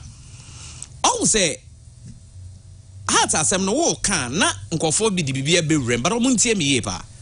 Oka omuso papa ne yo hene kese enti hwe wo kase mu ye mbacho uti obia ni ho be ma ye be kase etia papa no obia ni ho be kase etia tobe ba emum e house team ne nyoma enko eni e kase bin predators anya hene sem ne ye discuss wa ha menim so yeah because he's a paramount chief ye buno we respect him all that but the truth of the matter is say ansana papa no so beje house of team na ye mbacho uti na onu so nim so ye paramount chief na onim say team kese so beji ye na enko ya onim the realities on the grass ana broni beka di ankofo beka but ni na eti no gi team ne ye but what me argument na say ntinya afi na se neoma nko ye ne ye ka na mo so sebi ebi o ye hene kese enti menka enti ye nye den but instead no o hene kese na o ye ne ye bu no but what ase a respect na house of for because o kan sama obi be frozen max o togbe de o kan yi togbe free me ate house for no respect papa ne pa enti ono so de no ya ma house for na man say respect no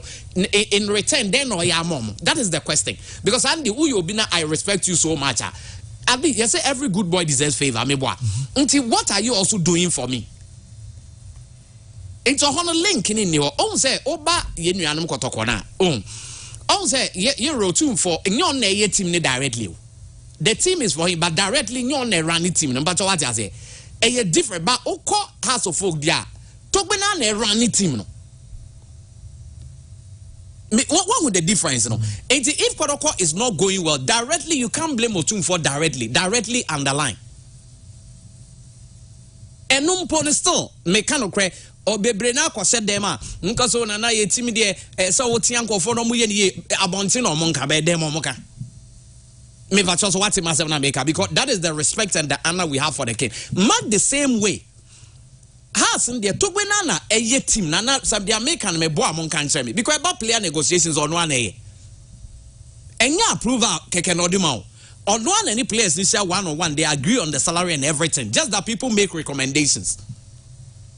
And this season, Omar registered 20 players. Last season, Omar registered 20 players. On one and you negotiate here. Until has issue ne there, no credit say, to me, yen and an free. And this what's the scenario mean? To me, because he does everything.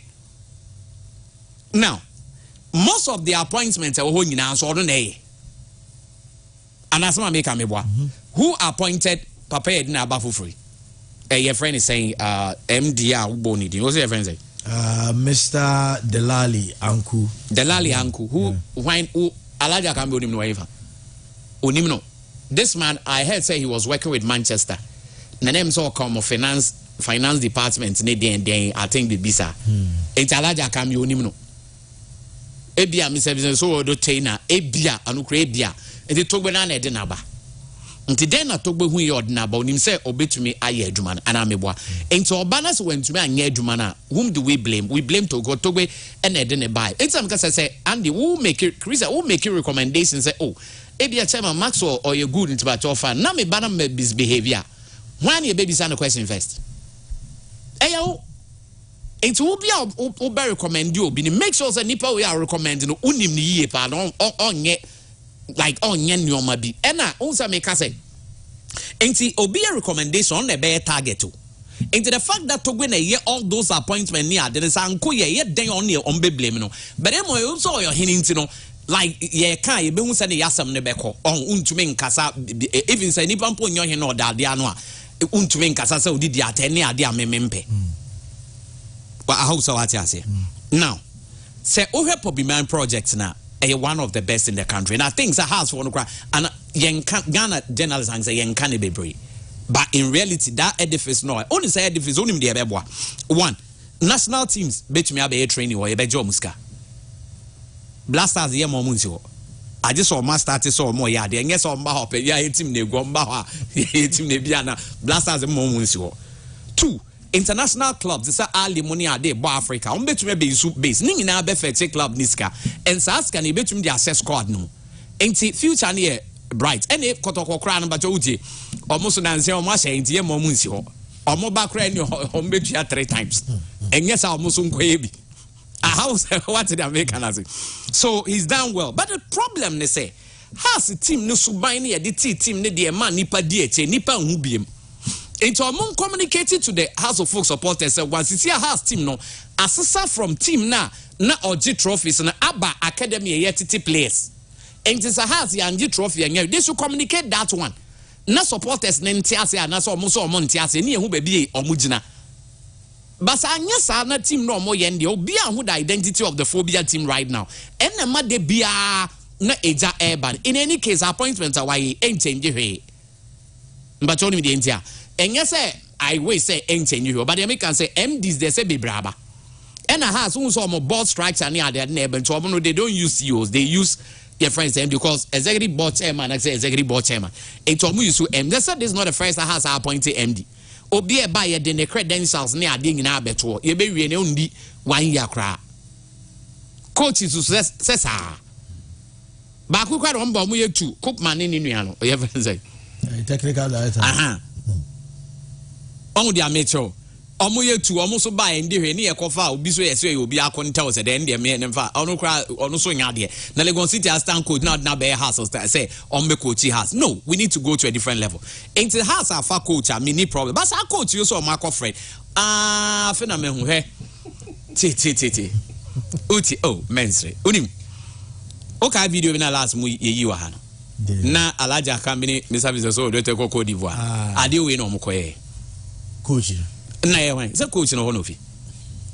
Because scout now. Eh? Oh, the Omokoya no. Now we should also because on that place near AFCON. Okay, sir. Quarter final, why in a house bet me out now? No problem. Initially, no, say almost players, Ben on Cosca, Cote d'Ivoire for an answer Nigeria for South Africa. Why players or more Congo players in your foreign base play? Oh, why is no ball? We almost Cosca to wine. Chance of member and answer wine. Cedric Bokambu, wine or wine. And I mean him so only men and a place I can now crying out their house crack will be able. Until they went there to talk to, and I'll not also be surprised I'm a trainer recommending coach to a mom. Because Minimsa Hearts near Metro a very good linker in terms of players. I say agency near Adebebre. And coach you see Ivorian and Ameba. And a coach will say on the coach you got to come Ribinana. How many years ago? And before being appointed, no yet money. Until Alaja coming in services over months. more appointment in it. And even cry women now, but the question here is that you won't come on my edge, position the head there, so be filling the vacuum. Because it has near MD for the day-to-day run of the club. So munya coach and amebwa. Now who buy the players? When a best select affair? Why you better the crime and I do manana. Say MD on no free Manchester 7 and near Tibi or bomb. What I say? Because you Manchester no I man and yet will be your ball Ghana and the open personality. So Abana Casa Debbie, Yang say na and no more the enemy come before Hindy. Ain't you go for the Sujina? Way more appointments to him because he may be out about it. Here, more quite grammar ideas now one we implement it. Okay, I'll make a choice of one say a technical, almost a ball into a winning ball, or winning players. Mebois, or winning players now 1 season, or my start 20 players. Last season, so 20 players. So 2 seasons, here we craft 40. But on say, okay, we na. House of supporters, Nankasa. Meaning, say, House of supporters now, we are different from first House of supporters, media. And I has cross a demonstration of more for Ghana football. More cross supporters and come here, baby. Nka has way a big opportunity for every House of supporter to be part. And they make count here. And a demonstration more coin. Yes, you call somebody play cards eba. Nanka ye push it out through. Okay, so numbers near huge near the baby. So clearly speaking, has problem there. I had to saw me. Sisia has no Black Stars problem. They the same thing. The only difference in say has there we put the blame straight forward. By back national team there, I am not blaming in baby. Who's a has no? We don't always blame the coaches. We blame the entire team. But as a Black Stars in there, Ghanaians just want to blame the coach and leave on more. I just say a crab in your course, you blame more beyond there. Entirely clearly speaking, yes, appointment they need to make a house in here coach. But what I say, this coach is well respected. That's like a coach we come far we are. Your coach, we your friends say, former House of former House go coach, Basiru hay for that. Because a basic as a boy has, because they will not pay as much as they will pay for this coach for Basiru. Edman so Basiru ni me same way. Na coach I fan obunya start Edman. Obi an ho fa. Unya start Edman. O tu kan o ko na ho oba na ho fa ho. Dia na ho nya fa so ho. Ana is o si from ko he na ni ma. Me we question. Ana Ajare fatusu na yenhwe coach ni kuchi kotoko 25 years ago. Okochi koto 25 years ago. 25 years ago, 1999. Is it or not? Because we did say. He coach no. Ajare bema okposwa date near the 28 October 1999. Nakotoko training tour Germany. Yeah. The coach was arrested. Coach, you are much into Mukruma say. So the 40 players, a man for Biaja, man for Bisika, so don't go Germany. 25 years ago, former Asante Kotoko coach, 25 years ago, and a bear house of Fuko Juman. Anything I say, between then and now, a lot has changed. Of what starting the yesterday. Now, coach, you over coach, we over there. Coach in 7 years, former Santico coach na Obe coach Kotoko. My center na have better na Kotoko. See you then. Also, also started now say former Santico coach 25 years. Now you can say as a coach. I didn't bonus say. Coach we bad no be reverse the trend because now say coaches have to focus upon 2 million and bar they come to disappoint apart from coach Bodu omunyina bar they come and disappoint it you know I think say coach we no be a reverse of coaches are abaya juma under papa friend Etobi because here say every coach appointed by him be a bar emfa nyamiano no create coach we dey say obi say obi a GDS say be fa no form Anza Max was ABB. Did you say be fa no form? Enti coach na ba no.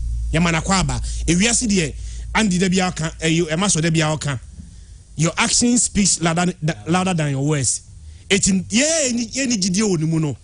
Obetimi asalense ye by the performance. Oba na performance no improve. Has to focus frase say o mo sha. No one will ever care. so a former Asante Kotoko coach 25 years ago. Dia kan say omra no omeye adwuma ni yie. Na the fortunes of House of Folk no ome reverse no. Na Christian Menkai House of Folk MD, the last 2 MDs e buy ya omeye adwuma ni wie obi a resign here. Okay, House of Folk MD. Mr. Frederick Moore. Yeah. Before say has appointed Frederick Moore no, name Mr. Mark Noonan. You see American Nibia ba. What table bruta the whole world ball. You can't ball any ball marketing, any ball science there. See what now, but the House of Folk Andy, he resigned on March 2019 and on resigning here. Or resigning here no, and has appointed Mr. Frederick Moore. Frederick Moore resigning here 29th November 2020 in 1 year interval. House of Folk 2 MDs will be resigning here. Mr. Mark Noonan resigning here 2019. A year later, the new MD that came also resigned. Now there's a trend, so I never very careful and address the issue now. One shot and then new MD Biaba, he may also resign. So as the American say, appointing MD no is never an issue. Go back and look at the issues that Emma MD Sinabano and resign here and solve it. Can it be solved? What I say? Because MD Siniba na ebiomo de omo practices Siniba na system no frustrate you more. Obia or worth sort no will resign. And the last 2 MDs appointed by House of Folk, all of them have resigned. I'm sure sir before sir has been appointed any new MD Biano. They've sat back, do a proper reflection. Look at the issues now. Emma, the 2 previous MDs, and resigning here, and they've addressed it. One address here. I'm tempted to believe that the new MD Nebano may also resign because of precedence. Timidie, the 2 appointments, I wish them well. But I'm only praying, sir, issues now, as a working against their success, a working against somebody me successful, no, those issues, and they are dealing with those issues, before making this appointment. And yes, sir, this appointment will be like unyeshi as a dodi panier I was not tasso. Yet to chroma say Nandi ade the issues cause a problem. No, one solving issues now, you are not solving the problem. So the issues now must have conferring in our resigning, coaches never when you're successful, MDs resigning in ano. Let's go back to the issues and address them. And yes, sir, these manager no must appointed for no may also resign.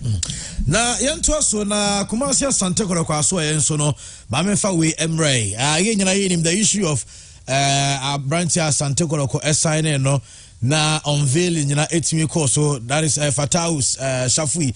Now later Kotoko say almost terminating the contract. Na mehu around I interview with Graphic Sports page. Now Akika can say be say like Kotoko entry treating very well. Club I know a bopping. I know I ready to play his heart out. Na club nesu no injured no honestly be said we injured then or more unveiling no. Ono they also there was no injury. I just know you're fit, know you're ready to play again for Asante Kotoko.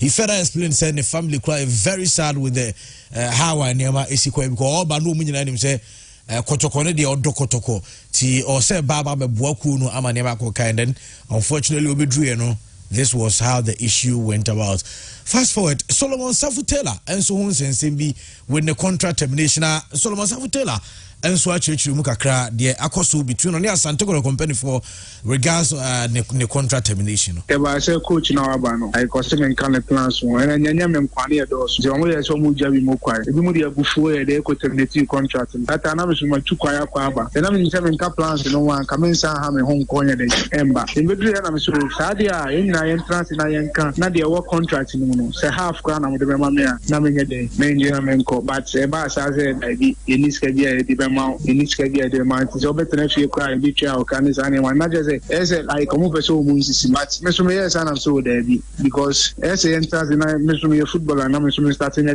mombo but I think say the me catch on no munti omo person the mo kan na me me de nti me so me obi ba me so me sha manfo nti no nti me trafia me de me sha pan ba bet oh na ka me fan say aka 1 year yeah because na maybe September yeah na man ball like club bi ma the me person me nya no abem ama me nti no e ba that time bi na me kan uniska won ho sa na me cho no ntino hardin don't say like clubs in the buy not just like SBA men kobo emo back me ne kotoko contract unless SBA kotoko agia to SBA say but unless kotoko agia to na this me here the me gitum who offer at that table ne so SBA no offer na that so na embo ame na ebe hardin and I say yes no me be ma bia na embo am ni nyina so say like also won hwe ansa na wa accept yes be a city mu pewa okay so when studying a man san why the wakobo club yeah sometimes you know like life in sanity but emu mabem the majority as like a background a showing because me no be abone you know bibia no ha bebu mabem you know almost form empire but no support entire omo boy na chi because no omo ade ane me ye the crown omo ade ane you know me show omo support so me maybe bia en ha obia so asema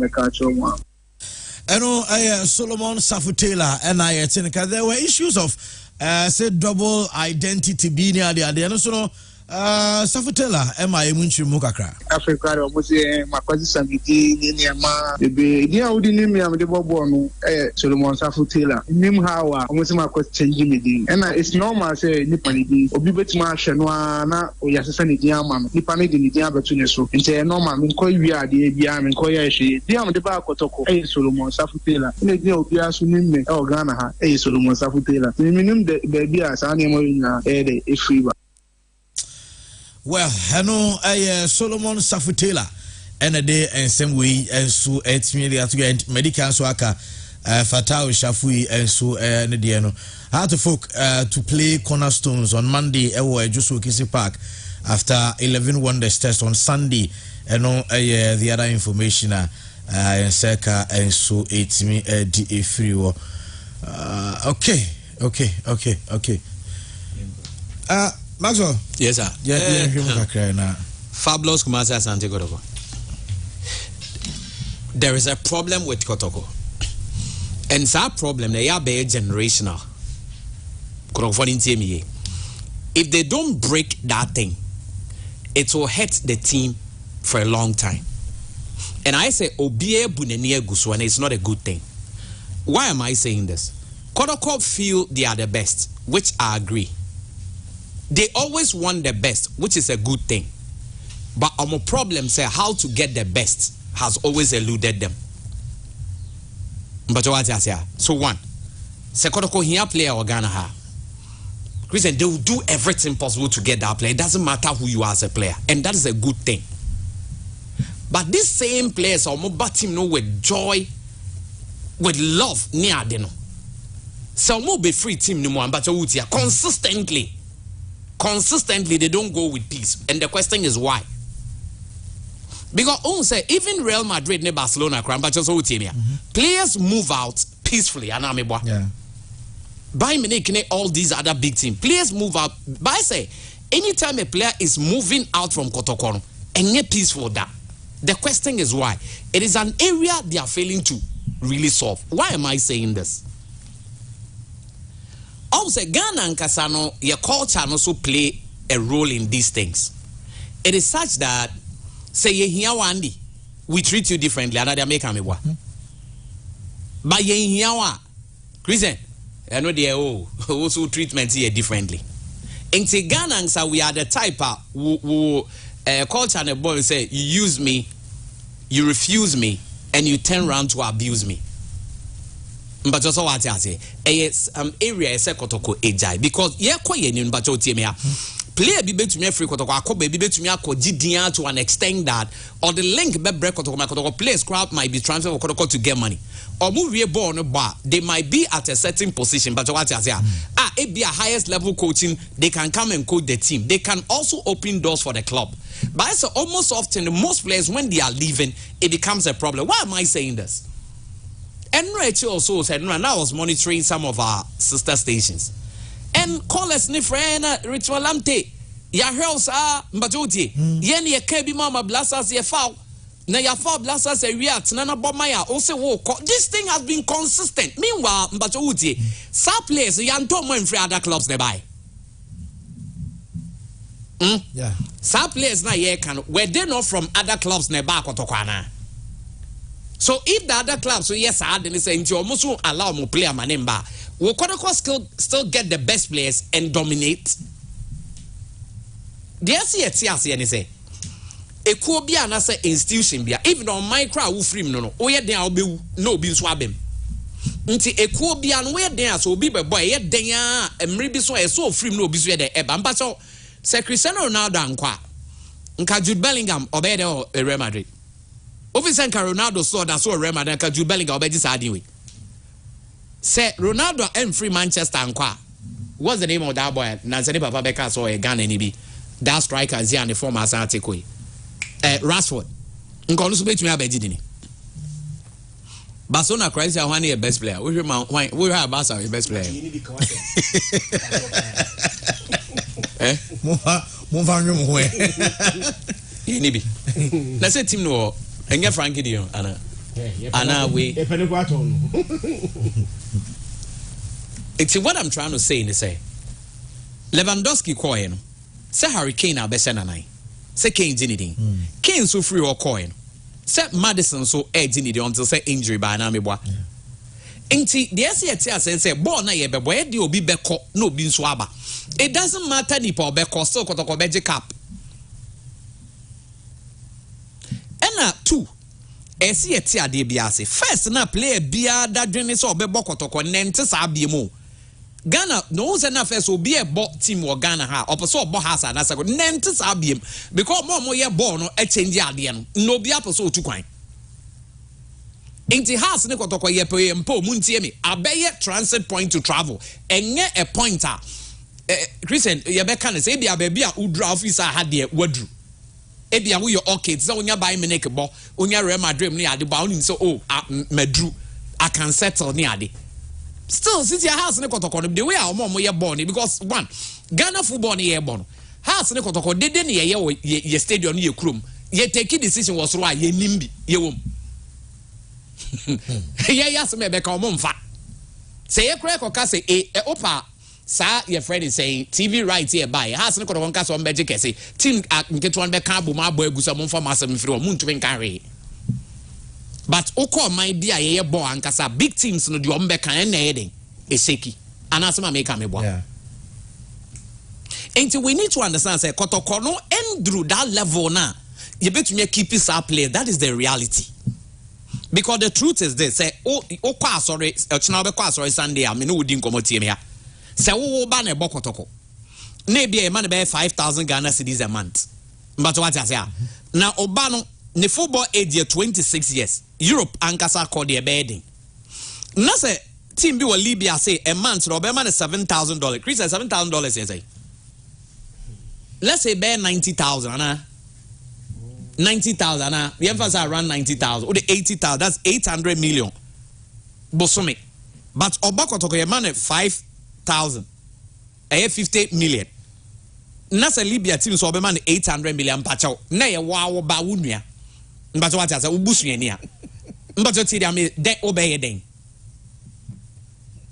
obeka se de bi wo de wo dokotoko ntino akura ne mokotoko ma wana de bia free free be hwe no wo okay yen just a hypocrisy de nya atwom say yo omukura na ne kotoko company for akoko ntokwa ana asema make am eboa but say you be there no ma pretend yo na ya boa na team be na mbo obi player bia aba na otumi ball no so boa obi because they players na ne bomber team ni gidini aya say omukọ top big players bo mu ntumi ba nya no kore omo abokotoko agidin no ya ngoto omu nyina free be bi na bai. Inti sad de na ese ye hwe na 2 the American say ko ba ni say ankola no so tu kwan pe na nyoma nkoye mom Andy say nyanya me pa na be wa doma eno anu no so mo start di wa no go so na wo de ntobo say ma start e kwa nsi wiye na wo omaye den eye bra na ye bo obi a wa busuya obi a hwefie na wa bokotoko no opportunity aba enti kotokonya $100,000 $100,000 is like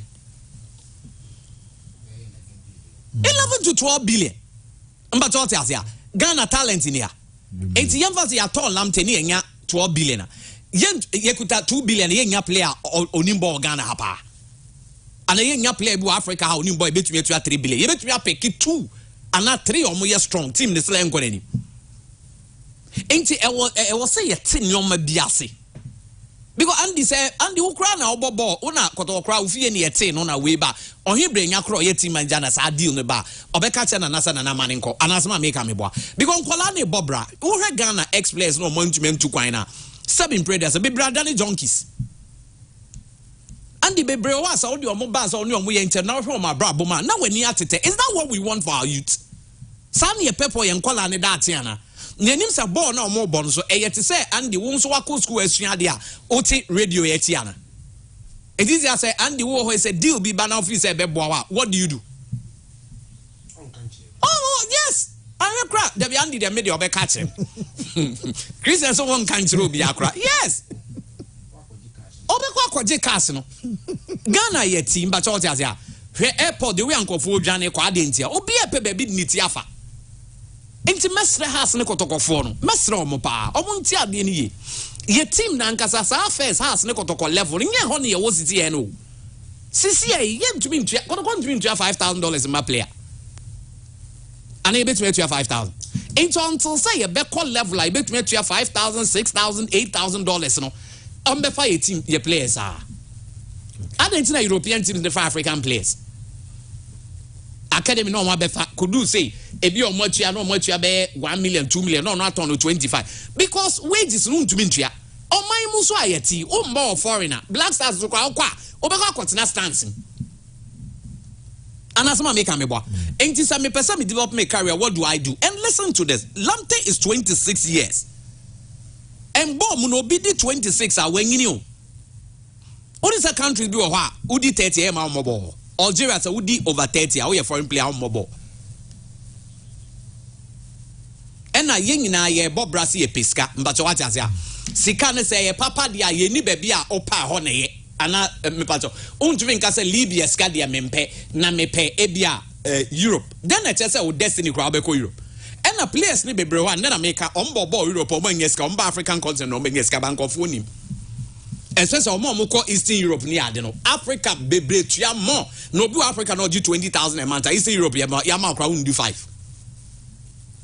omo nim menka obi ade about yemfo bi se kwa me konte say o se kwa me konte obi gina ne na so pa no time of moving from Europe or ba Africa also boy Esperance Cleopatra ni e no di nya nsika no di akọ Saudi Arabia boy we Mudasiru opa ko bi se scan no jiwo Sheriff one over compare of course Saudi Arabia na hwe difference e Asamoah Gyan no bo Sunderland me boa no bo Sunderland if I'm right yes he was their leading striker what happened he went to your friend say UAE and later went to China nya no di break it through once Cedric Bokambu sa way for striker no also called China on quite he was the highest paid player mo ton kese pa no de koi enti ball na ye born career I had to say me mako school now obako school now also onkoye doctor obako school also onkoye teacher obako school so onkoye presenter that adwuma na ode hwe no ball no so you obi so career enya agro okay enti say odidi agro sem didi agro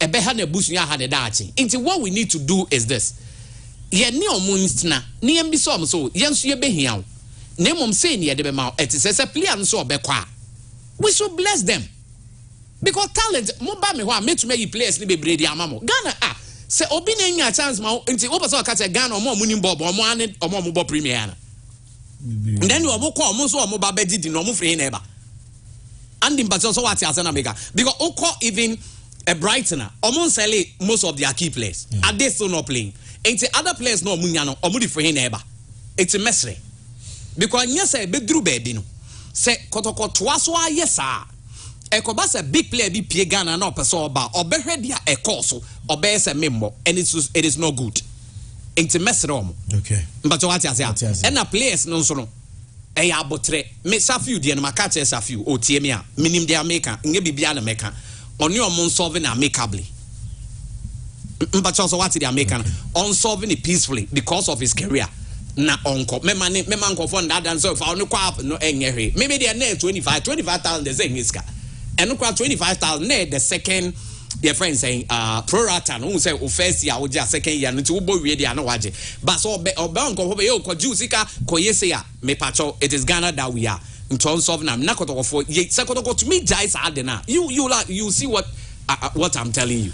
Sir Christian for kakra two more na yen wrap up 2 minutes per nse masola kadodo na but the reality ni say Asante Kotoko supporters ni nyintu players no na mienu no kreni and me ameti hayi na etua meka 4,000 Ghana cedis na me opportunity say I am moving away from 4,000 Ghana cedis to over 800 million cedis and it be very difficult for you to convince me say maintain baby am 4,000. It is the reality. Wow, so and Lampton so nye play bia afina woye up and coming will develop it 26 years there. These opportunities may not even come again. Ideally, ni papa mua ezenka Lampton tina kotoko. On de bia many maso baya adwumbe bia many maso nya adwun kakra ne say talent dey okromu asay. But team building, you need to have good players. You need to maintain them on consistent basis. Tese na Lamptey ba this time Lamptey apeke form no. O be say o build team a o maintain Lamptey na the fufuro be ka Lamptey ho. Na me say team na. Se Lamptey ko na the fufuro ba, you always on ground zero. +1 - -1 is always 0. Eti Lamptey ko abenya Lamptey fufuro de. But you are not building a team for the future. There be a team ni be say the tie. And ideally me baby am tie de nka menya nanka next year Lamptey Kotoko player nanka Kotoko pe quality additional be ka Lamptey ho but the reality is say kromo ase no Andy gentimi until the system changes I betimi do a pointer e betimi twa player ka be $2,000 say be sure say twa Lamptey ka be $2,000 you can convince Lamptey say unrated to be $4,000 obetie. But the gap between the ASC and players in the car, any day, extremely difficult for you to convince Lamptey to stay. Because last 2 years, Kotoko League, no, na yehwaya, na nyambela. Yeah. Yabo league ni yo ko infa. Egypt. What's na kroma say? Oko. Mediaka ni say me bompa ya ma Lamptey say ni development no enko stored as enko pem. Because most often I say in players now umbaji dimbe 1 year 2 years now we figure na say na destination ko Libya e ko Egypt after be 2 years and they are off until makabiem in the baby ya pa ne say Lamptey na obeko Libya obeko Egypt obeko Tunisia obeko some of these North African countries you know now after 2 years after Lamptey say back to this country to look for a club. Untimini sa clubs no compete. Kotoko has for Kroma say clubs no. Untimini sa clubs no and compete. Eba say players a. Dia kan say yenyi sika no. Na yenyi sika na yemfanya bibi wa hayiye. $100,000, $200,000 ya bia obaji. Na ka de be 50% eko adako jachi. Udi akoye project bi ona e kama. Now the $100,000 are going to the market. What quality replacement? Till at least having lost the player, no one yam faswa monumental.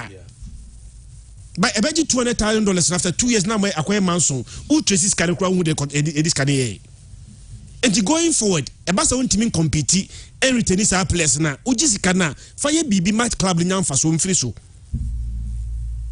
Fire BB. Because Alibaba player who and the over $1 million would make a quadri won't even compete. Or my player $10,000 a month, who won't even try $10,000. 1,000 crown to Mintia. 1,000 crown to Mintia and to such system liberty me change. You be not system one, but my clubs no air richer. It's your players they caddy and every season biano these quality players will keep living. We are okay, Maxwell Baku. Ebo on the first game, my MC Okra. Yeah, I understand so man of the match. Yeah. Wow. Yeah, Jerry, so being up picture. In the first leg match. First leg match. Because last week in our ball cup match, we winning by 3-0. Okay. In 10 round or more first leg match at home. Now, the last 5 leg matches in no more lose. Also, team nine so more relegation zone, so they want to come out of relegation. And so our team when they the biggest team at a walk chrono so. But I said this season a new man quay, so they brought 3 players to come and save them. So Enra Omunya draw almost share first half and Uncle for the bet Kano. But Enra he was the man of the match in his first game. And something happened yesterday. They say in the 75th minute, coach no frame. So the supporters club team now were not happy. So I'm coach so her but no fee say wabre. So I think they were not happy to that point, and they were very happy. Even that one cry, he was still the man of the match in the game. But also games to be brave when you know they ain't get so much of a problem. Ubi Samia, that is what really went. So he's having a wonderful time yesterday. Okay. A game normal. All right. So money also clef and a ball 1-1. Okay. Yeah. Okay. We're wishing him all the best of like Max was reading him say obey. And I say to me sorry I quite chakum. Yeah. I choose a bell offer. My first time you cause our crew. I just saw a chakum. Yeah. Oh, okay. I say happy birthday to 7Ks, the musician from Oheneyere Ekuya Pukua the first. Boamai Hema. 7Ks on the board. Medimitia to so Missy you'll be and a birthday and wishing a happy birthday. 7Ks, happy birthday, Enfamo. Sanso and a happy birthday to Ivy, and a Ivy birthday. T Ivy, happy birthday, Enfamo, and Yankopon Kaho, na unshow on your special day. And we also say happy birthday to Shoki, Leo, and I see and wish you a happy birthday. Shoki, looking so innocent. Okay. Well, I don't know, but the I saw because sports center, Mokum traffic light.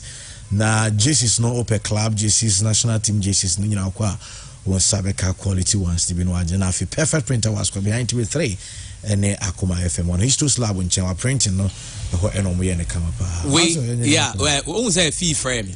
Yeah. Or see Cody Walk coach needing American a mess faye. Nam some Messreno, yes, you have languages into my mintia, Fina Mintia, Reverend Felix Kessie, and a master of mine in our Peaceway Global Church, a Cambridge, Ochna, yeah, quite sorry, sharp 7 to 9. Nese Bibia, Abbey, Papa, Yamin Munina. Now, any a bishop appeared, or no sooner a CCC, a Agrekino, on a software dano, and so Yamin Shani be brave. Okay. Yadamusia, Nyame admin later in the day commentary or third place game was Nyame Ochna so the final game. Yadasi say we are part of today's show. Have a wonderful weekend and stay safe.